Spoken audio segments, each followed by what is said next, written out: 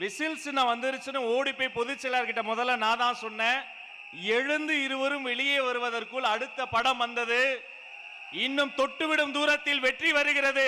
அதை வாங்கி தர போகிற வெற்றி தலைவர் வருகிறார். வருங்காலம் வருகிறது. தமிழ்நாடு வருகிறது. நாளைய தீர்ப்பு வருகிறது. இதோ வெற்றி தலைவரின் தலைமை உரை.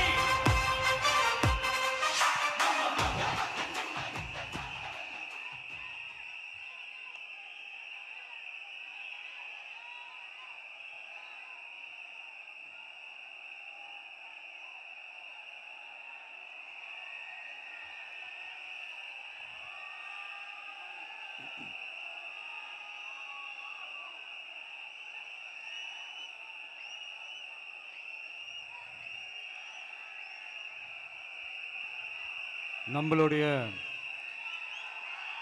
இந்த அரசியல் பயணத்தில்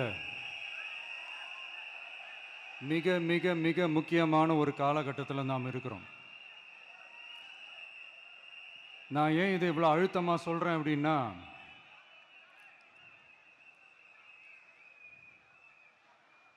ஏதோ அழுத்தம் இருக்குமோன்னு நினைக்கிறீங்களோ? அழுத்தமா நமக்கா?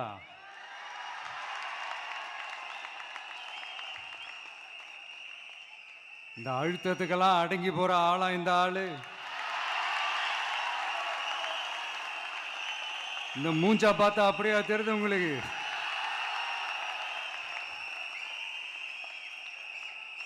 அதனால அப்படியெல்லாம் நடக்காது.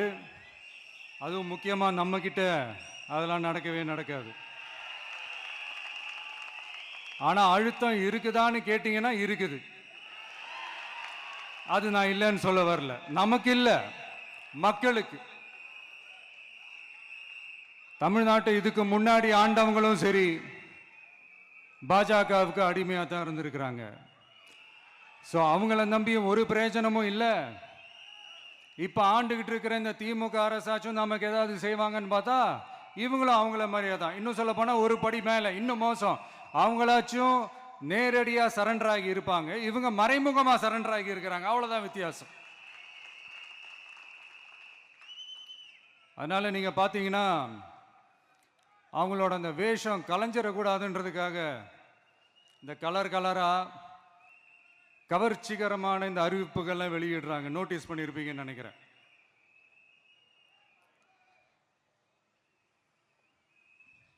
அதனால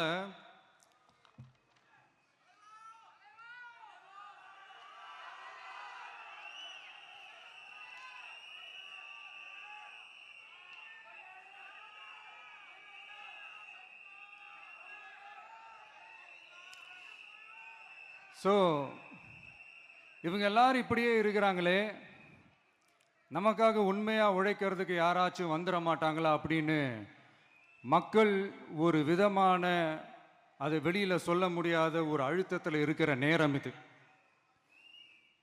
மாத்தி மாத்தி ஓட்டு போட்டு ஏமாந்து அவங்க இப்ப நம்மளை நம்புறாங்க. நம்மளுடைய இந்த தமிழக வெற்றி கழகத்தை இந்த விஜய் கூட நிப்பான்னு நம்புறாங்க.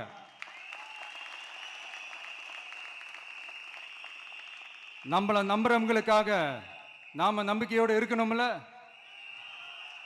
அப்படின்னா இது முக்கியமான, மிக மிக மிக முக்கியமான ஒரு காலகட்டம் தானே. அதனாலதான் அவ்வளவு அழுத்தமா நான் சொன்னேன்.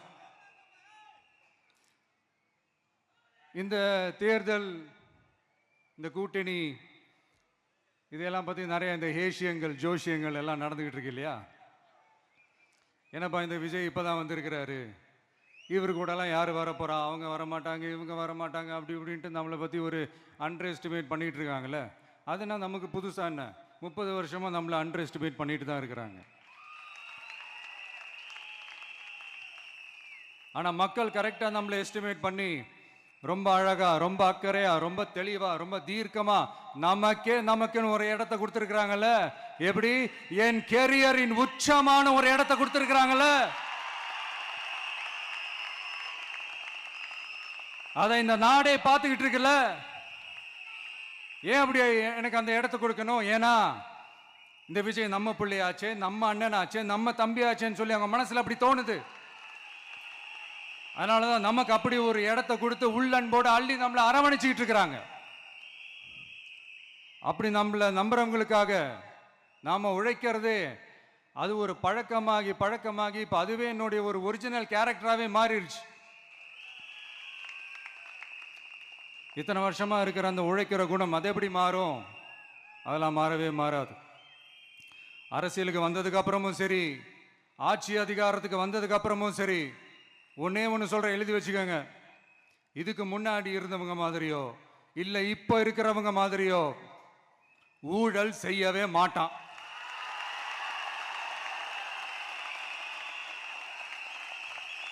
ஒரு பைசா தொட மாட்டான். எனக்கு அது அவசியமே இல்லை. புரிஞ்சுங்களா உங்களுக்கு?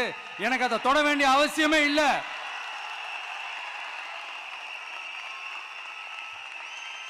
ஒரு துளி ஊழல் கரை கூட படியவே படியாது, படியவும் விட மாட்டான். நீங்க கேட்கலாம், இது என்ன சினிமாவா? இதென்ன முதல்வன் படமா? ஒரே நாள் வந்து இவர் எல்லாத்தையும் கிளீன் பண்ணிடுவாரான்னு நீங்க கேட்கலாம். ஓகே, பிராக்டிகலா அது பாசிபிள் இல்லதான். But it is a process, right? It is a process. இப்படி எதுக்குமே ஆசைப்படாத ஒருத்தன் அரசியலுக்கு வரான் அப்படின்னா, அவன் கண்ணு முன்னாடி ஏதாவது ஒரு தப்பு நடக்குது அப்படின்னா, அவன் கண்ணு முன்னாடி ஏதாவது இந்த மாதிரி ஒரு ஊழல் நடக்குது அப்படின்னா, அதை பார்த்துக்கிட்டு அவன் சும்மா இருப்பான்னு நினைக்கிறீங்க?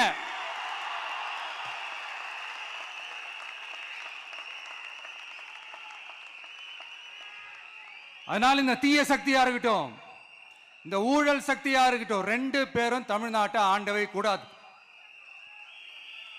அப்படிப்பட்ட இந்த கட்சிகளை உண்மையா தில்லா எதிர்க்கிற அந்த கட்ஸும் கெத்தும் நம்ம கிட்ட மட்டும்தான் இருக்கு.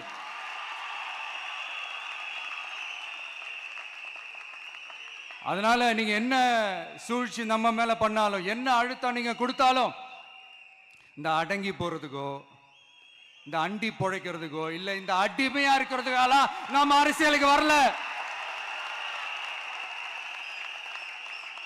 என் மண்ணுக்கும் மக்களுக்கும் யார் என்ன தீங்கு செஞ்சாலும் அதை எதிர்த்து அவங்க கிட்ட இருந்து நம்ம மக்களை பாதுகாக்கிறதுக்காக தான் நம்ம அரசியலுக்கே வந்திருக்கிறோம். அண்ட் முக்கியமா தோழர்களே, மக்களுக்கு என் மேல மட்டும் நம்பிக்கை இருந்தா அது பத்தாது. என் கூட டிராவல் பண்ற என்னோட எல்லா தோழர்கள்கிட்ட அந்த நம்பிக்கை வரணும்.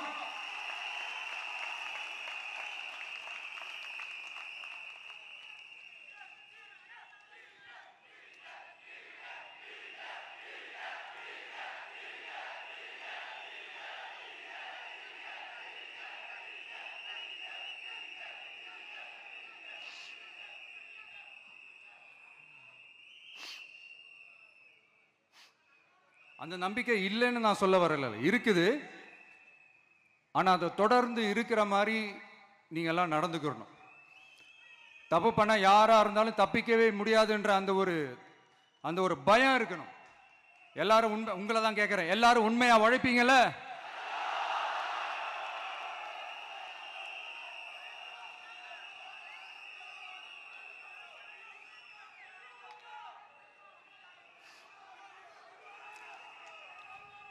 யாருக்காகவும் எதுக்காகவும் நம்மளோட அரசியல காம்ப்ரமைஸ் பண்ணிக்கவே கூடாது. செய்வீங்கல்ல?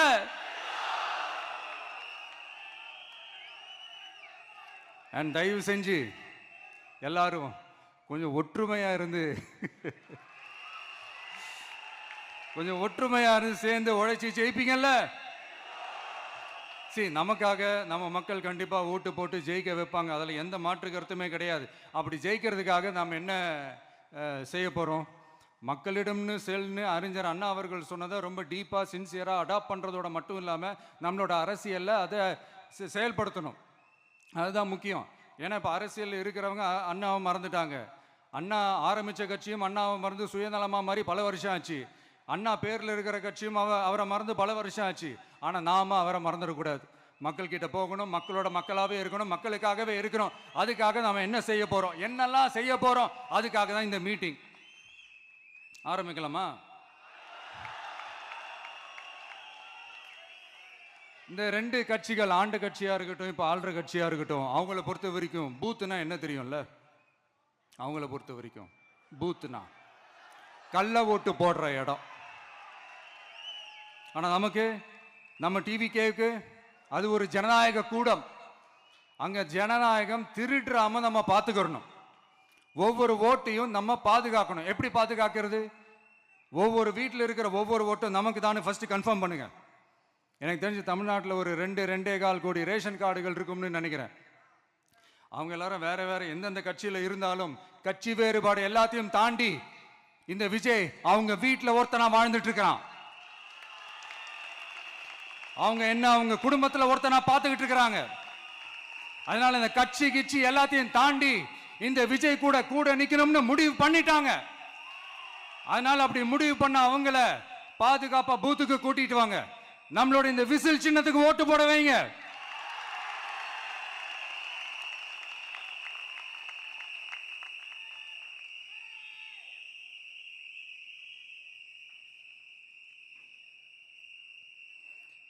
ஒன்றியம், நகரம், பேரூர், பகுதி, கிளைன்னு இங்க வந்திருக்கிற நம்மள எல்லார் நிர்வாகிகளும் தான் நம்ம கட்சியினுடைய ஆணி வேர்.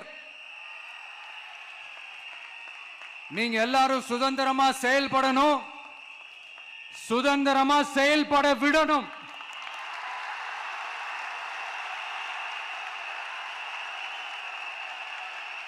நீங்க ஒவ்வொருத்தரும் எனக்கு முக்கியம்.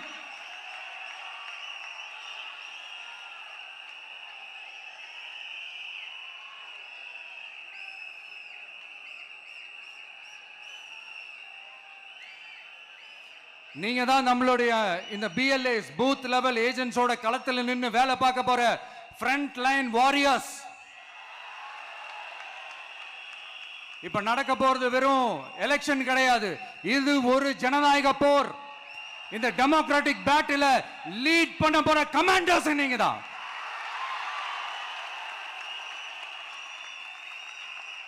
நான் ஏன் இது எவ்வளவு ஸ்ட்ரெஸ் பண்ணி சொல்றேன் அப்படின்னா, இந்த தீய சக்தி எப்படி இந்த தீய சக்தியோட தில்லு முள்ளுலாம் உங்களுக்கே நல்லா தெரியும். முழிச்சிட்டு இருக்கும் போது முழியை தோண்டி எடுத்துட்டு போற கூட்டம். அதனால கொஞ்சம் ஜாக்கிரதையா இருக்கணும். நம்ம எலெக்ஷனுக்கு இன்னும் 3 மாசம் தான் இருக்குது, அவ்வளவு கூட இல்லைன்னு நினைக்கிறேன். இந்த 3 மாசத்துல நீங்க செய்ய போற அந்த களப்பணியில தான் நம்மளுடைய வெற்றியே இருக்குது. உங்களுக்கு இந்த விஜய் பிடிக்கும்ன்றது உண்மைனா, சத்தியம்னா உங்களோட உழைப்புல அதை காட்டுங்க. அப்புறம் நாங்க அறிவிக்க போற வேட்பாளர்களுக்கு நீங்க உங்களுடைய முழு ஒத்துழைப்பை நீங்க கொடுக்கணும். கொடுப்பீங்க தானே?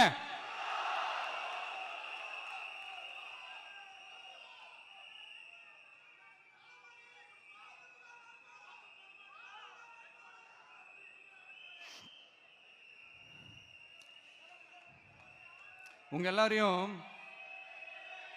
ஒரு எனர்ஜைஸ் பண்ற மாதிரி உண்மையா நடந்த ஒரு கதை ஒன்று சொல்றேன்.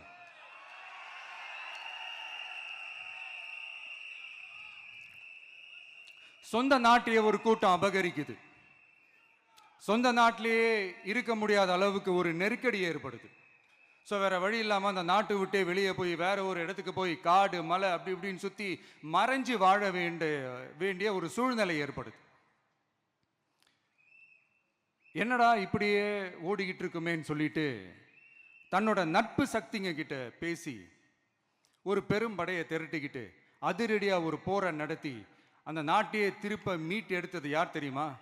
நம்ம கொள்கை தலைவர்களை ஒருத்தரான ராணி வேலு நாச்சியார் அவர்கள் தான். அவங்களுக்கு அந்த நட்பு சக்தியா கூட இருந்து உழைச்சது சின்ன மருது, பெரிய மருது, சையது கார்கின்னு சொல்லிட்டு அந்த 3 பேரும் தான். ஆங்கிலேயர் படை, ஆற்காட்டு படை மாதிரி அந்த 2 பெரும் படையை அடிச்சு துவம்சம் பண்ணிட்டு அந்த நாட்டையை திருப்பி மீட்டு எடுத்தது வேலு நாச்சியார். அன்னைக்கு இருந்த ஆங்கிலேயர் படை, ஆற்காட்டு படை மாதிரி இன்னைக்கு என்னென்ன படை இருக்குதுன்னு உங்க எல்லாருக்குமே நல்லா தெரியும். அதனால அந்த 2 படை மட்டும் இல்ல, இன்னும் எத்தனை படை வந்தாலும் எதிர்த்து நின்று ஃபேஸ் பண்றதுக்கு ஒரு நல்ல தலைமையும் இத்தனை சக்திகள் என் கூட இருக்கும் போது, இத்தனை சின்ன மருது, இத்தனை பெரிய மருது, இத்தனை சையது கார்கிகள் என் கூட இருக்கும் போது நம்ம நாட்டை நம்மளால மீட்டெடுக்க முடியாதான?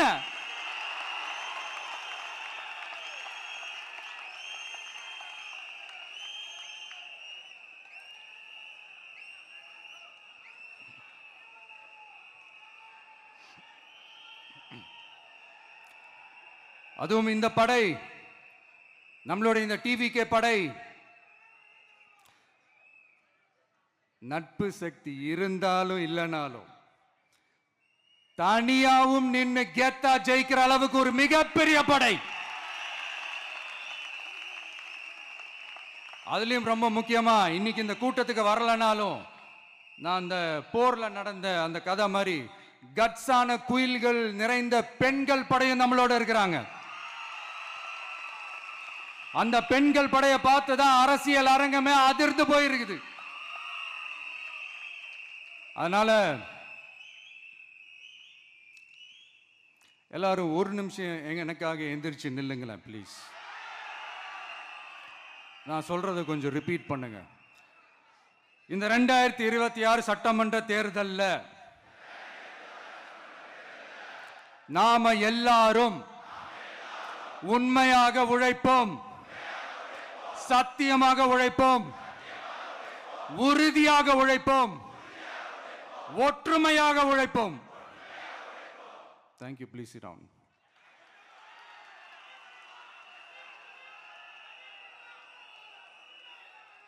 உங்களோட இந்த வார்த்தையை நான் மனப்பூர்வமா நம்புறேன். நான் ஏற்கனவே சொன்ன மாதிரி இந்த வரப்போற தேர்தல் இதுவரைக்கும் தமிழ்நாடு பார்த்திராத ஒரு வித்தியாசமான தேர்தல். நம்மளுடைய படை வரிசையும் அப்படிதான், ஒரு பவர் பேக்ட் ஃபோர்ஸ். இவ்வளவு நாள் இதை நாம மட்டும்தான் சொல்லிக்கிட்டு இருந்தோம். இப்ப கொஞ்சம் கொஞ்சமா அதை வெளியில சொல்ல ஆரம்பிக்கிறாங்க. என்னடா இந்த விஜய் கூட இருக்கிற ஃபோர்ஸை பார்த்தா சாதாரண ஃபோர்ஸ் மாதிரி தெரியல, மிலிட்ரியோட பெரிய ஃபோர்ஸா இருக்குது, வரப்போற எலெக்ஷனை கணிக்கவே முடியல, அப்படி இப்படின்னு சில குரல்கள்லாம் கேட்க ஆரம்பிக்குது. கணிக்கவே முடியலன்னு அவங்க வேணா சொல்லலாம், ஆனா மக்கள் ஆல்ரெடி கணிச்சு முடிச்சுட்டாங்க. அவங்க மனசை நல்லா புரிஞ்சு வச்சிருக்கிற நமக்கு அது நல்லாவே தெரியும். அதனால இந்த எலெக்ஷன் ரிசல்ட்டுக்கு அப்புறம் இந்த தீய சக்தி கிட்ட இருந்தோம், இந்த ஊழல்வாத அடிமை சக்தி கிட்ட இருந்தோம், தமிழ்நாட்டை மீட்டுட்டோம்னு உறுதியா அறிவிப்போம். அதுல எந்த மாற்று கருத்தும் கிடையாது.